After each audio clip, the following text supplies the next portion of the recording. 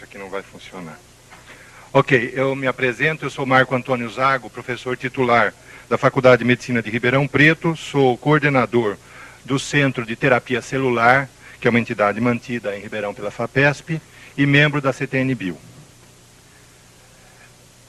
Isto que vocês veem aqui na ponta de uma agulha é um conjunto de 16 células, resultante das 8 primeiras divisões de uma célula ovo. Como vocês percebem, não tem muitas características excepcionais essas células, não as diferem muito de outras células, exceto pela sua potencialidade. São células que têm um potencial muito importante.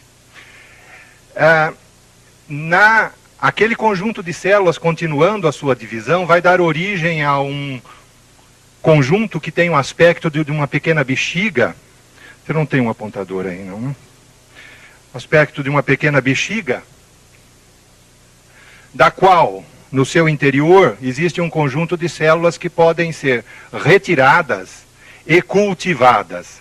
Estas células podem, em cultura, como está aqui demonstrado, dar origem a um conjunto de células com características muito semelhantes entre si e com uma grande potencialidade de diferenciação. Bem, as células-tronco, da qual nós falamos agora, são as chamadas células-tronco embrionárias, obtidas então de um blastócito resultante da divisão de uma célula-ovo.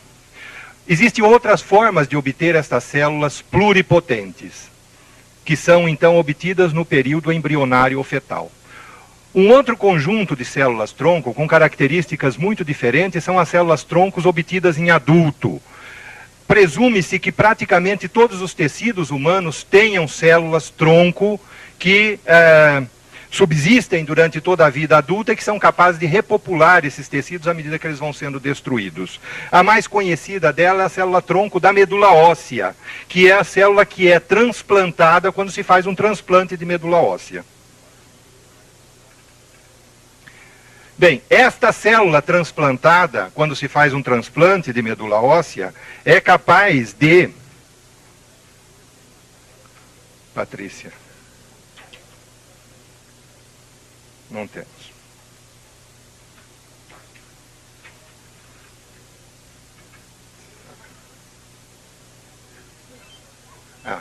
Estas células primitivas são capazes, portanto, de dar origem a todas as células diferenciadas do sangue. Células vermelhas, células brancas, células de natureza imunológica. Tá certo? Bem, uma outra questão fundamental relacionada com as células-tronco é uma descoberta mais ou menos recente relacionada com a plasticidade das células-tronco do adulto. Até há alguns anos, acreditava-se que a célula-tronco de um tecido só era capaz de se diferenciar em células daquele tecido. Células da medula diferenciando em células da medula, células do cérebro se diferenciando de células do cérebro e assim por diante. Hoje, acredita-se, existem dados que ainda são controversos, de que células-tronco de adulto obtidas, por exemplo, de medula óssea, podem se diferenciar em células de músculo, de fígado, tecido neurológico e vice-versa, ao contrário, células de tecido neurológico se diferenciando em células do sangue. Isto é uma demonstração, uma figura demonstrando esta possível potencialidade, células de um tecido se diferenciando em células de outro tecido. Devo dizer que esta é ainda uma questão controversa e que precisa ser explorada e investigada. Existem dados contraditórios, mas aparentemente, pelo menos algumas dessas células-tronco podem ser obtidas para regenerar tecidos diferentes daquele de onde ele foi obtido. Bem, isto é uma demonstração simplificada de como que estas células são obtidas em laboratório.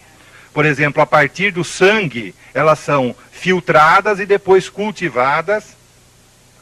E nessas culturas aparecem colônias em que cada colônia é derivada de uma célula-tronco. Vocês veem aqui, originada do mesmo tipo de célula-tronco, nós temos colônia de células brancas e colônias de células vermelhas. Muito bom. Este é um outro tipo de célula-tronco primitiva, obtida de medula óssea, diferenciando tanto para a célula que dá origem a osso, como para as células que dá origem a células adipócitos. Muito bom. Então, nós falamos até agora de células totipotenciais originadas pela fecundação de um óvulo pelo espermatozoide e que, se seguir o seu caminho natural, vai dar origem a um ser humano adulto. No entanto, este processo pode ser interrompido e do conjunto de massa de células que existe no blastócito, nós podemos obter células tronco embrionárias que têm um potencial de se diferenciar em todos os diferentes tecidos do adulto.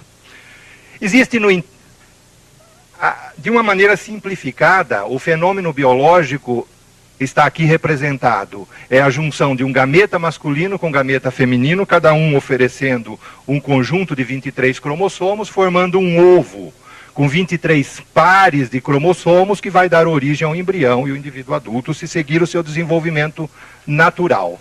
Se é interrompido, deste ovo em desenvolvimento é possível obter células tronco que podem eventualmente servir para reparo de órgãos. No entanto, existe uma outra maneira de se obter células totipotenciais, e é a chamada transferência de núcleo somático, em que nós tiramos o núcleo de uma célula e transferimos para outra. Esquematicamente, isso está aqui demonstrado. Um óvulo do qual se retira o núcleo e depois uma célula somática, por exemplo, da pele do indivíduo adulto, se transfere este núcleo para esta célula e agora esta célula adquire características de uma célula totipotencial, dá origem a um blastócito do qual nós podemos retirar células tronco também. Isso resume, portanto, as nossas duas fontes de célula tronco. O que eu quero ressaltar aqui é que esses dois mecanismos são dois mecanismos completamente diferentes do ponto de vista biológico e, portanto, completamente diferentes nas suas implicações éticas, morais e eventualmente legais. Vejam bem, quando nós falamos da fecundação, nós estamos falando de gameta masculino de um indivíduo, gameta feminino de outro, se juntando para formar uma célula com o complemento de 23 pares de cromossomos que vão dar origem ao adulto. Eventualmente, deste conjunto se podem retirar células tronco para reparo de órgãos. Na transferência de núcleo somático, nós estamos usando uma célula de um adulto, do qual nós retiramos o núcleo com seus 46 cromossomos. Isto é, o doador do material genético é estritamente uma única pessoa. E transferimos esse material genético para o citoplasma de uma célula obtida de outra pessoa. Esse é um mecanismo completamente diferente da fecundação natural. Esta abordagem dá origem a uma célula desdiferenciada com potencial de dar origem a células capazes de reparar numerosos tecidos, como recentemente demonstraram pesquisadores coreanos. No entanto, esta célula não é, de jeito nenhum, um embrião. Isto não é um pré-embrião. Porque esta célula, deixada ao seu destino natural, não vai dar origem a um feto e a um indivíduo adulto normal. Em condições muito excepcionais, em laboratório, certo? Em condições artificiais, é possível fazer que algumas vezes esta célula dê origem ao adulto. Fenômeno que tem sido chamado de clonagem. Agora, este é um mecanismo altamente ineficiente, como, por exemplo, os pesquisadores que produziram a Dolly, aquela ovelha, demonstraram que depois de 256 tentativas, eles conseguiram, em um caso, obter isso daqui. Então, esta célula não é um pré-embrião. Esta célula se aproxima muito mais de uma célula maligna, de uma célula tumoral, com capacidade de reprodução, uma célula desdiferenciada, cujo destino natural nunca foi de se transformar num feto. Este não é um fenômeno que não tem nada a ver com a fecundação e formação de fetos. Recentemente foram isoladas células que parecem ser células tronco com características embrionárias de medula óssea de indivíduos normais. Se isso se confirmasse, obviamente, todo esse dilema moral que nós temos com relação à obtenção destas células desapareceria, porque aí seria possível obter de indivíduos normais células-tronco com características embrionárias capazes de se diferenciar em todos os tecidos. Seria um espetáculo. No entanto, eu diria que o nosso dilema moral não desaparece, porque se essa célula é capaz de dar origem a todos os tecidos, será que ela não é capaz de dar origem a um embrião? Tipo de partenogênese? Muito bem, para que servem essas células? Nossos colegas agora vão explicar isto mais detalhadamente, mas elas servem para reparar tecidos. Células obtidas de um tecido para reparar o mesmo tecido, por exemplo, transplante de medula óssea, enxerto de pele ou pâncreas, no caso de diabetes, ou para curar outros tecidos, por exemplo, células obtidas de medula óssea para tratar, por exemplo, um indivíduo que teve uma lesão cardíaca por infarto, ou sistema nervoso, ou lesões do osso e cartilagem, assim por diante.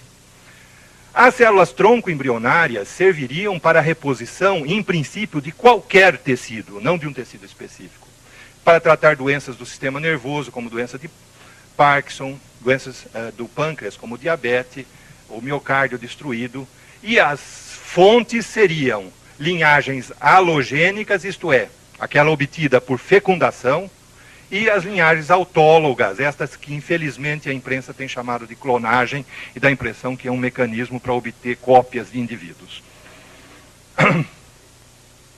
As principais questões éticas e legais relacionadas com a pesquisa e o uso das células-tronco, do meu ponto de vista, incluem e devem separar a questão das células-tronco do adulto, célula-tronco embrionária, a transferência de núcleo somático, que é outra coisa, não tem nada a ver com fecundação, e a questão de patentes.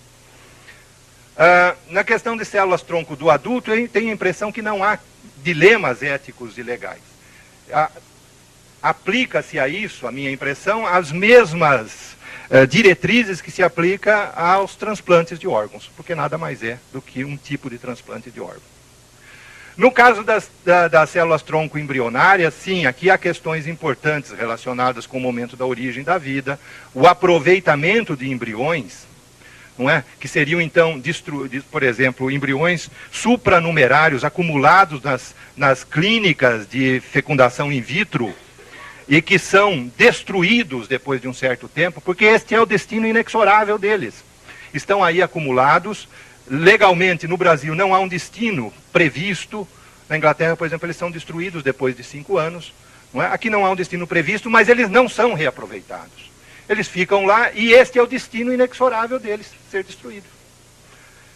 Minha impressão é que seria um destino muito mais nobre se eles pudessem ser usados com autorização dos genitores para pesquisas desse tipo.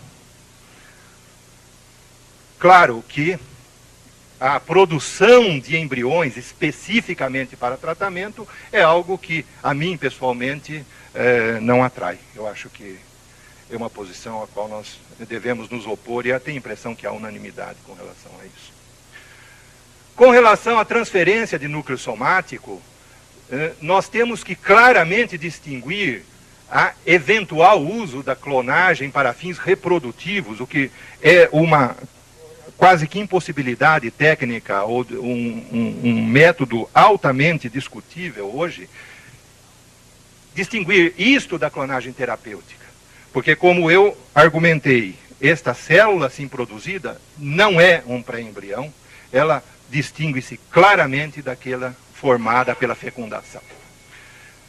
Eu estou terminando, só lembrando que existe ainda, com relação a isso, a questão das patentes, e que internacionalmente já estão sendo obtidas patentes para o uso dessas formas de terapia, e se nós não firmas dedicadas a isso, e se a pesquisa no Brasil ficar, de alguma forma, impedida de progredir, nós, eventualmente, estaremos pagando os custos disso, até na forma de dinheiro. Este é meu último diapositivo. Eu acredito que uma agenda possível a médio prazo é tratar as células-tronco do adulto com os mesmos princípios que fundamentam a legislação para transplantes. e as células-troncos embrionárias. Desvincular a clonagem reprodutiva da transferência de núcleo somático. São coisas muito diferentes. E discutir claramente a utilização de pré-embriões gerados em clínicas de fertilização, que lá estão e que vão ser inexoravelmente destruídos ou utilizados para um fim mais nobre. Muito obrigado pela atenção e eu agradeço o convite.